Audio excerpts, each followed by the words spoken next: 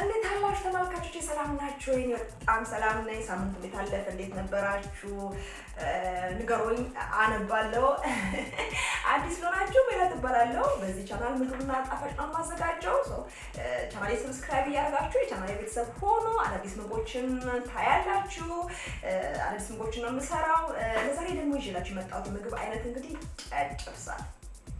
ጨጨብሳ መሆኑ ብቻ ሳይሆን የዛሬው ትልቁ ሀሳብ እንዴት ነው ምግቦቻችንን ማቆየት የምንችለው የሚል ሀሳብ ነው ይዤ የመጣሁት። ታውቃላችሁ እኛ ሀገር ምግብ ማቆየት አልተለመደም። አሁን ግን በጣም ሰው ቢዚ ነው። እኔ በበኩሌ ከምላችሁ በጣም ቢዚ ነኝ። ትዳር፣ ልጅ፣ ስራ፣ ምግብ፣ ስራ አንድ ላይ ተደራርቦ በጣም ቢዚ ነው የሚያደርገው። እርግጠኛ ነኝ ሁሉንም እናት በተለይ ቤተሰብ ያላት እናት በጣም ቢዚ ናት።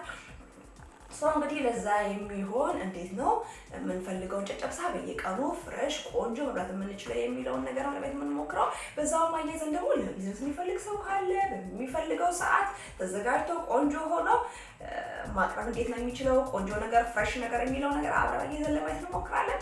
አብራችሁኝ ነው። በመጀመሪያ እንግዲህ ለጨጨብሳ ስራ የሚያስፈልጉ ግብአቶች አብረን እናያለን። አይ ነው እዚህ ጋር ኩል ብለዋል። ብዙ የሚገባ ነገር ያለ እንዳይመስላችሁ ጀስት ቅመማ ቅመሞች ናቸው። ጨጨብሳ መስራት ታውቃላችሁ። ምንም የሚያስፈልግ ነገር የለም። ጀስት ዱቄት፣ ውሃ፣ ቅቤ፣ በርበሬ ናቸው። ለማንኛውም ግን እኔ ቅመሞችን የምጨምረው ቅመሞችን አሳያችኋለሁ። ተከታተሉ። እዚህ ጋር እንግዲህ ዱቄት አዘጋጅቻለሁ።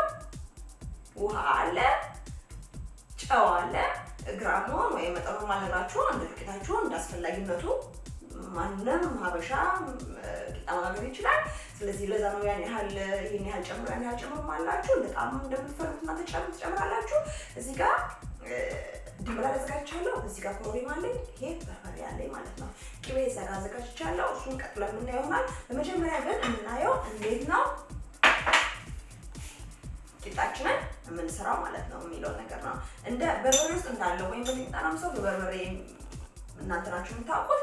እዛ ውስጥ እንዳለው ጨው መጠን አይታችሁ ቂጣችሁ በጣም ጨው የበዛ ከሆነ ምናልባት ቂጣችሁ ብዙ ጨው ላያስፈልገው ይችላል። እኔ ግን በበርበሬ ስለሆነ የምሰራው በጣም ትንሽ የምታክል ጨው ጨምራለሁ። ከዛ ምን እንደማደርገው እንደ አስፈላጊነቱ ውሃ ጨምራለሁ። ታይቾላል።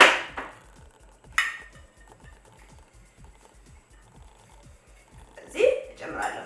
እናንተ በእንትን ማብራት የምትፈልጉ ከሆነ ምንድን ይባላል በእጃችሁ መጠፍጠፍ የምትፈልጉ ከሆነ ቂጣችሁን ወፈር አድርጋችሁ መጠፍጠፍ ትችላላችሁ። እኔ ግን እንዴት እንደማድረግ አሳያችኋለሁ። ለዛ ነው ቀጠን የማደርገው። ምንም በቃ የምታውቁት የቂጣ አነጋገር ነው። እዚህ ጋር ምንድን ማድረግ መስላችሁ እንደዚህ ካደረግኩ በኋላ እኛ ጋር ካስታወሳችሁ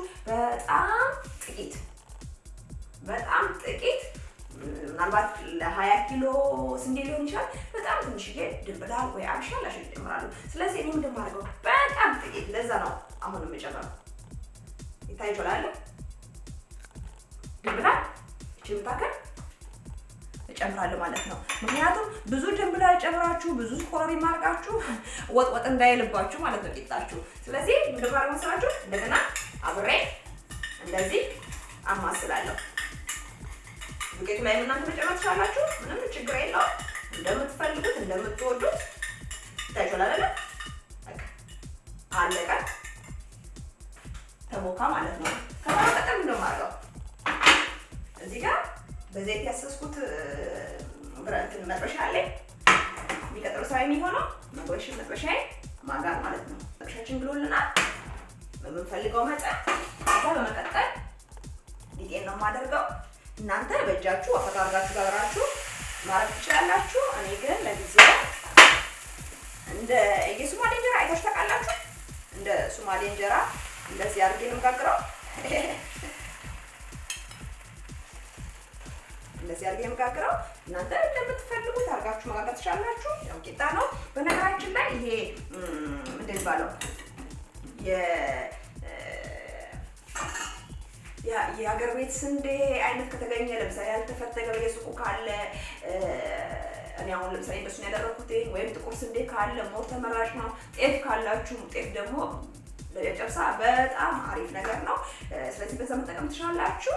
የግድ እንዲባለው ፍርኖ ዱቄት ስለሆነ በተለምዶ ፍርኖ ዱቄት ማለት አይደል የሚባለው የተፈተገ የላመ ዱቄት ማለት ነው። ስለሆነ ጥሩ ጨጨብሳ የሚሰራ እንዳይመስላችሁ። እንደውም ያ ወፍጮ ቤት እናስፈጭ የነበረው ስንዴ በጣም ያላመው እሱ ነው በጣም ቆንጆ ጨጨብሳ የሚሰራው። ስለዚህ ስትገዙ በተቻለ መጠን ወደዛ የተቀራረበ ስንዴ ብትገዙ፣ ዱቄት ብትገዙ ይቅርታ፣ ሞር የተሻለ ሞር ቆንጆ ጨጨብሳ ያወጣዋል ማለት ነው።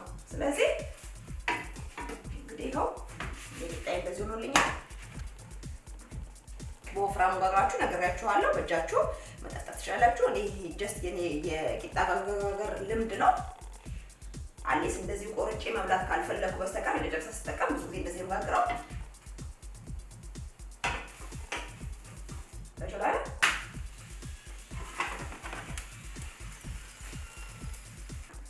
እዚህ ጋር ቂጣው እንደምታዩት ደርሶልኛል። ታይቷል አይደለ? ከዛ ምንድን እናደርገው ሳህናችን ላይ እንገለብጣለን። እኔ ለእናንተ ለማሳየት ብዬ ነው እንጂ ያዘጋጀሁት ሌላ ቂጣ አለኝ ማለት ነው። ቂጣችንን እንግዲህ እንደዚህ ካደረግን በኋላ የሚቀጥለው ስቴፕ የሚሆነው ታይቷል። እንደዚህ ታደርጉታላችሁ። የምትፈልጉ በፀሐይ የማትፈልጉ ደግሞ ፀሐይ ብዙ የማይገኝ ካላገኛችሁ በኦቨናችሁ ውስጥ ከ700 ባለው ዲግሪ ሴንቲግሬድ ለ3 ወይም ለ4 ሰዓት እንደ ኦቨናችሁ በአየር አድርጋችሁ ታደርጉታላችሁ ማለት ነው። ካደረቃችሁት በኋላ የሚቀጥለው የማደርገው እዚህ ጋር መፍጫ ላይ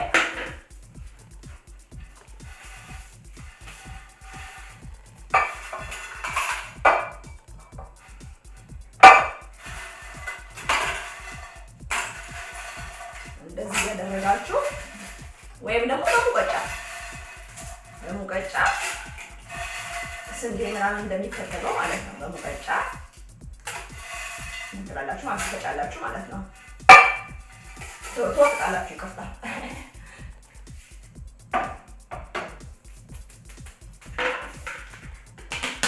ያረጋለሁ ሰካለሁ።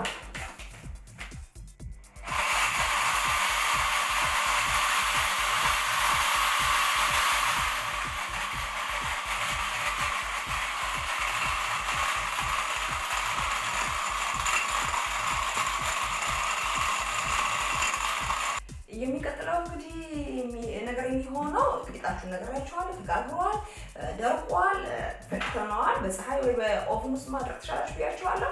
እንደዚህ በሚያምር መልኩ እንደዚህ ፈጭቼዋለሁ። ትችላላችሁ። አልማችሁ ፍጩት።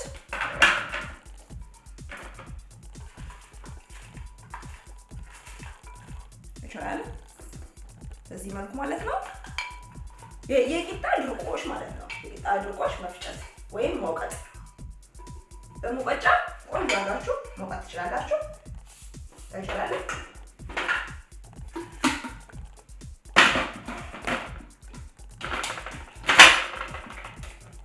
እንደዚህ ካደረግን በኋላ እንደዚህ ሆነ። የሚቀጥለው ስራ የሚሆነው የምትፈልጉት ያህል በርበሬ ትጨምራላችሁ ማለት ነው። በርበሬውን ከቂጣችሁ የድርቆሽ ዱቄት ጋር እንደዚህ ትለውሳላችሁ። ምን ያህል በርበሬ የምትጨምሩት አሁንም ነግሬያችኋለሁ፣ እናንተ እንደሚያስፈልጋችሁ። ከዛ ጀስት እንትናችን ይሄ ጨጨብሳችንን እንትን በጣም ኃይለኛ ቃና እንዲኖረው ኦፍ ኮርስ አለ በርበሬያችን ውስጥ እርግጥ ነው። ኮረሪማም ሁሉም ነገር አለ። ጤና አዳም ሁሉም ቅመሞች እንድትጠበቁ ሆነው ግን አዲስ ለማድረግ ወይም ሪፍሬሽ ለማድረግ ጣዕሙን ትንሽዬ ኮረሪማ አሁን ነግሬያችኋለሁ። ኮረሪማና ድንብላል በጣም ጥቂት ነው የምትጨምሩት። ከዛ የሚቀጥለው ስራ ምንድን ነው የሚሆነው? ለወስን በኋላ እንደዚህ ሁሉም ዱቄቶች ስለሆኑ ነው አንድ ላይ ለመለወስ ቀላል ስለሆነ ነው እዚህ ጋር የጨመርኩት። ቅቤ ውስጥ መጨመር ትችላላችሁ። ለኔ ግን ሞር ቀላል መስሎ የታየኝ እዚህ ውስጥ መጨመር ነው ዱቄት ውስጥ። ከዛ የሚቀጥለው ስራ ምንድን ነው? እዚህ ጋር እንትን አቀልጠናል፣ ቅቤ አቀልጠናል። ቅቤውን እንደዚህ ወይም በማንኪያ እንደዚህ እየጨመርን እያየን እንዳስፈላጊነቱ ቅቤ እየጨመረን ብዙ ቅቤ ደግሞ አይፈጅም። እንደ ጭቆ ማሸት ማለት ነው። የጭኮ ያክል ግን ቅቤም አይፈጅም። በጣም እንትን ነው፣ ቶሎ ነው የሚርሰው ወይም የሚዋሃደው ከቅቤው ጋር ማለት ነው። እናንተ የበለጠ ፈልጋለሁ ብትሉ ከሆነ መጨመር ትችላላችሁ እንዳስፈላጊነቱ። አንድ ማንኪያ ጨምራለሁ ማለት ነው።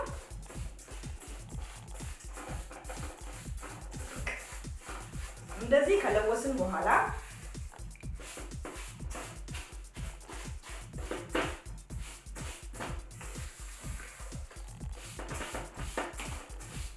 አያችሁ፣ እንደዚህ በደንብ ከለወስነው በኋላ የሚቀጥለው ስራ ምንድን ነው የሚሆነው?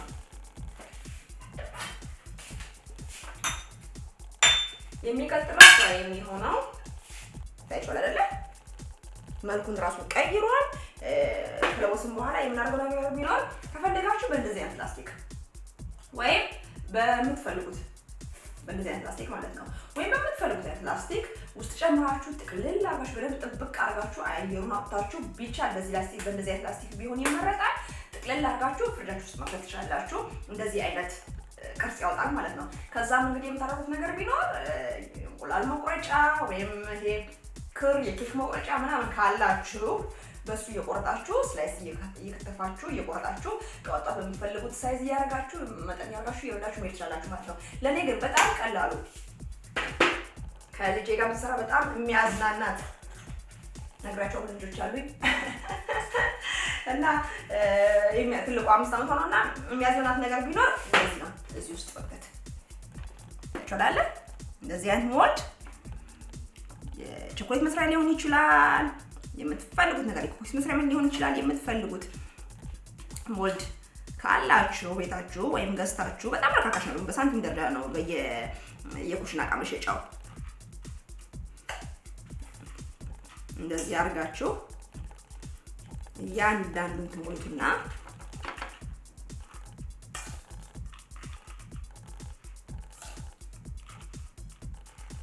በደንብ ነው የምትጠቀጥቁት።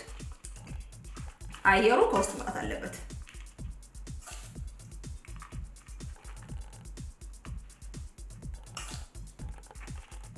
እንደዚህ ታይ እንደ ጨዋታ ሊመስል ይችላል፣ ግን በጣም ትልቅ ለውጥ ነው ያለው።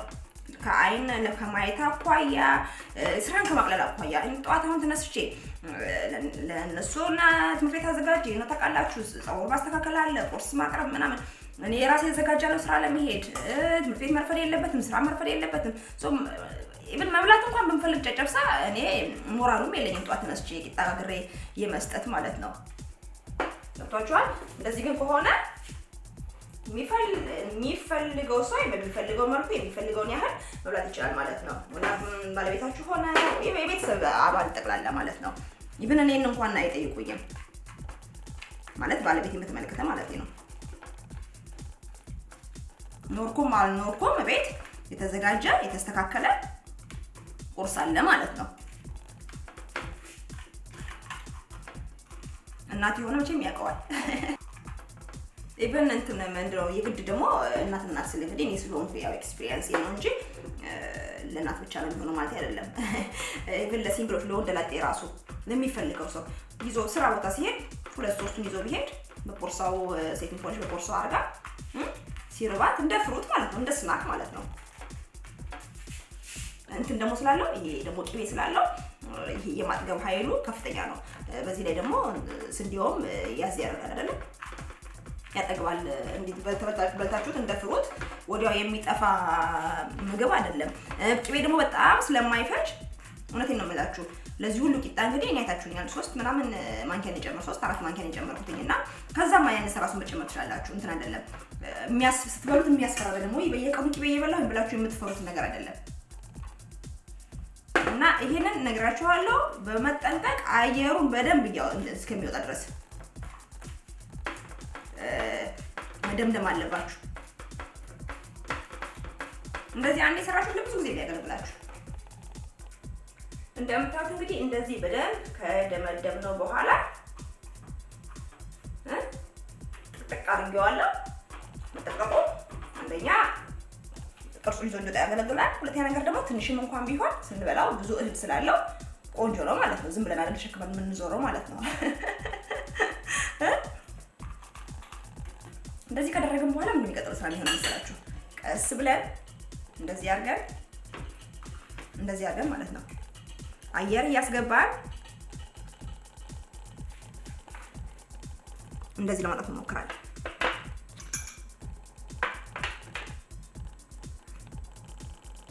ታይቶላለ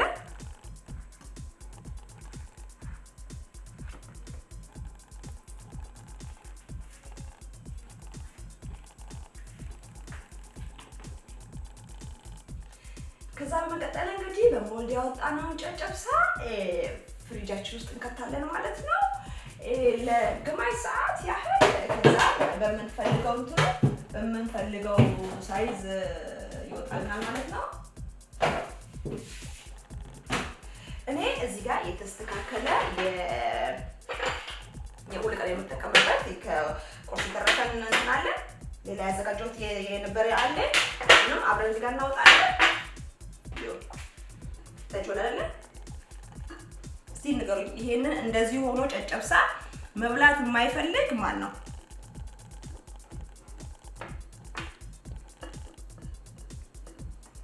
ታይቷል?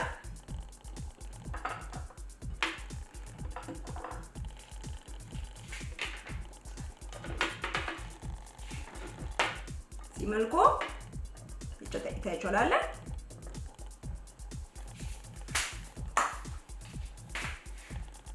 አይታለ እንዴት ያማረና ጥሩ እንደሆነ። እንግዲህ ይሄንን በምንፈልገው ቦታ በፈልጉ ብፌ ላይ በፈልጉ